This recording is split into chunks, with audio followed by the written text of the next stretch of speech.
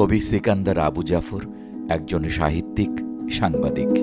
তিনি ১৯১৯ সালের ১৯ মার্চ সাতক্ষীরা জেলার তালা উপজেলার তেঁতুলিয়া গ্রামে জন্মগ্রহণ করেন। তালা ব্রজেন্দে সরকারি উচ্চ বিদ্যালয় থেকে ম্যাট্রিক পাশ করার পর সিকান্দার আবু জাফর কলকাতার রিপন কলেজ থেকে আইএ পাশ করেন, যার বর্তমান নাম সুরেন্দ্রনাথ আইন কলেজ।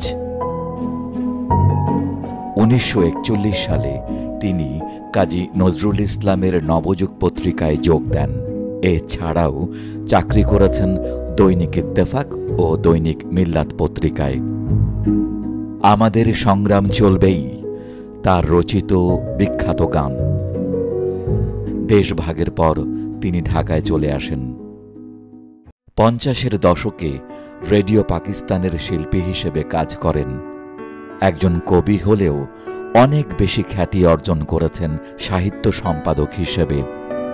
সমকালে সাহিত্য পত্রিকার প্রকাশ ও সম্পাদনা তার জীবনের একটি তাৎপর্যপূর্ণ ঘটনা। ১৯৫৭ থেকে ১৯৭৫ সাল পর্যন্ত তিনি সমকালের প্রকাশক ও সম্পাদকের দায়িত্ব পালন করে পূর্ববঙ্গের সাহিত্য আন্দোলনে নতুন গতির সঞ্চার করেছিলেন।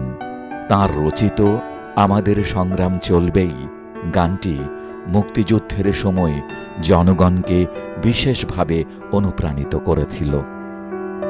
সাহিত্যে অবদানের জন্য তিনি মরণোত্তর ২১ পদক এবং বাংলা একাডেমি পুরস্কার লাভ করেন। ১৯৭৫ সালের ৫ আগস্ট তিনি মৃত্যুবরণ করেন।